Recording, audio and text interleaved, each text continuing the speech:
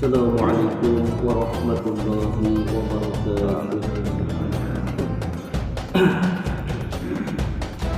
Innal hamdalillah nahmaduhu wa nasta'inuhu wa nastaghfiruh wa natawakkalu bihi wa na'udzu billahi min syururi anfusina wa min sayyiati a'malina may yahdihillahu fala mudilla lahu wa may yudlil fala hadiya lahu. Jamaah subuh yang dimuliakan Allah Ta'ala, kembali kita bersyukur kehadirat Allah Ta'ala. Salawat dan salam semoga terlimpah pada junjungan kita Nabi Agung Muhammad sallallahu alaihi wasallam.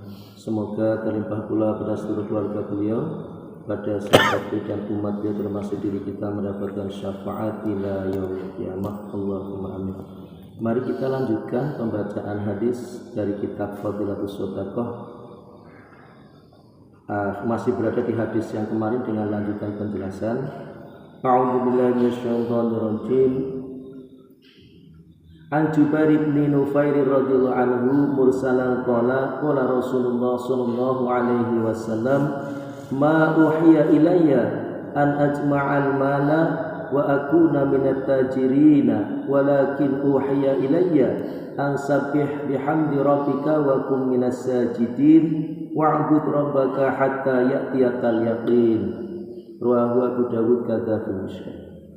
Diriwayatkan dari Jubair bin Nufair radhiyallahu anhu secara mursal bahwa Rasulullah sallallahu alaihi wasallam bersabda, tidaklah aku diberi wahyu diperintahkan oleh Allah untuk mengumpulkan harta dan agar aku menjadi seorang pedagang, tetapi aku diperintah oleh Allah, wahai Muhammad, bertasbih dan bertahmidlah kepada Tuhanmu. Jadilah engkau dalam golongan orang-orang yang sujud, mendirikan sholat dan beribadah kepada Tuhanmu hingga keyakinan atau kematian datang kepadamu, yakni engkau meninggal dunia dalam keadaan seperti itu. Hadis riwayat Abu Dawud dalam kitab Musyad. Keterangan lanjutannya sebagai berikut. Huzaifah radhiyallahu anhu berkata, Huzaifah bin Qatadah radhiyallahu anhu berkata bahwa seseorang bertanya kepada seorang yang warok, apabila nafsumu menginginkan sesuatu, apa tindakanmu? Jawabannya, aku sangat membenci nafsuku sehingga tidak ada siapapun di dunia ini yang lebih aku benci selain ia. Karena itu bagaimana aku dapat memenuhi keinginannya sedangkan ia yang paling aku benci?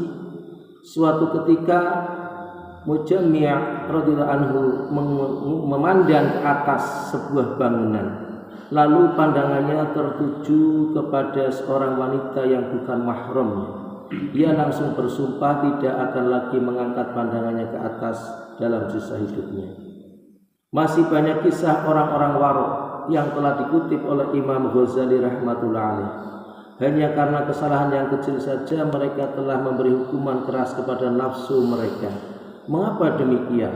Tidak lain karena mereka merasa takut akan hari persinggahan, sebagaimana yang telah dikatakan oleh Abu Darda radhiyallahu anhu kepada istrinya. Sedangkan keadaan kita sekarang begitu tenang, tanpa merasa khawatir sedikit pun, seolah-olah persinggahan tersebut hanya ditujukan untuk para sahabat radhiyallahu anhum, sedangkan kita akan melewatinya dengan mudah sambil mengendarai pesawat. Betapa besar kezaliman yang kita perbuat terhadap diri kita. Kita telah melupakan persinggahan itu dan tidak pernah mengingatnya.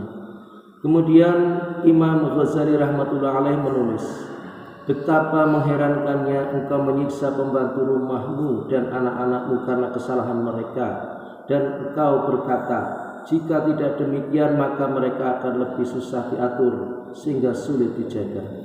Tetapi engkau tidak pernah berbuat seperti itu terhadap nafsumu sendiri, sehingga ia semakin sulit untuk dikendalikan. Padahal jika orang lain sulit diatur, hal itu tidak begitu membahayakan dirimu sebagaimana lebih berbahayanya dirimu jika tidak dapat mengatur nafsumu sendiri. Sebab jika kamu mengalami kerugian karena perlawanan pihak lain, hal itu hanya merupakan kerugian dunia. Tetapi kesalahanmu akibat perlawanan nafsumu yang sulit diatur akan merugikan dirimu sendiri di akhirat yang tidak akan pernah berakhir. tidak akan habis kenikmatannya dan tidak akan habis kesengsaraannya. Jadi betapa besar kerugian yang akan engkau alami. Inilah sebabnya mengapa para pendahulu kita berusaha dengan sekuat tenaga untuk memperbaiki dan menyempurnakan setiap kekurangan mengenai amalan-amalan akhirat, walaupun hanya berupa kekurangan yang kecil. Suatu ketika Umar radhiyallahu anhu ketinggalan sholat berjamaah. Maka untuk melipur kesedihannya, ia menyedekahkan kebun seharga 200.000 dirham. Ibnu Umar radhiyallahu anhu berkata bahwa jika Umar radhiyallahu anhu ketinggalan sholat berjamaah, maka ia akan bangun sepanjang malam sebagai gantinya.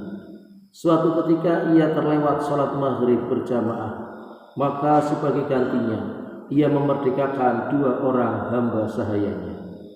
Oleh karena itu, seseorang yang merasa malas beribadah hendaknya bergaul dengan mereka yang kuat beribadah. Jika tidak ditemukan orang seperti itu, hendaknya ia membaca kisah-kisah para ahli ibadah dengan penuh kesungguhan dan berniat untuk mengambil iktibar dari kisah-kisah tersebut. Seorang ahli warok berkata, "Jika aku mulai malas beribadah, maka aku akan merenungkan kisah Nabi Muhammad sallallahu alaihi wasallam, kemudian kisah Muhammad bin Wasi rahmatullah alaih, dan selama seminggu aku akan melakukan hal itu. Boleh juga membaca kitab lain yang berisi riwayat hidup para waliullah, dengan syarat kitab tersebut ditulis oleh para penulis yang terpercaya. Dengan membaca kisah-kisah kehidupan Rasulullah, kisah-kisah kehidupan sahabat, dan kisah kehidupan para waliullah akan mendatangkan manfaat yang besar untuk menumbuhkan semangat beribadah." Demikianlah apa yang kita dengarkan bersama. Masih cukup panjang penjelasannya, dapat dilanjutkan pada kesempatan berikutnya. Semoga Allah Ta'ala memberikan kepahaman pada kita maksud dari apa yang kita baca, dan Allah Ta'ala berikan kekuatan pada kita untuk bisa mengamalkan dan menyampaikan ini kepada saudara kita yang lain. Mari kita tutup bersama dengan doa kafaratul majlis. Subhanallah wa bihamdihi, subhanallah wa bihamdika, asyhadu an la ilaha illa anta, astaghfiruka wa atubu ilaik. Assalamualaikum warahmatullahi wabarakatuh.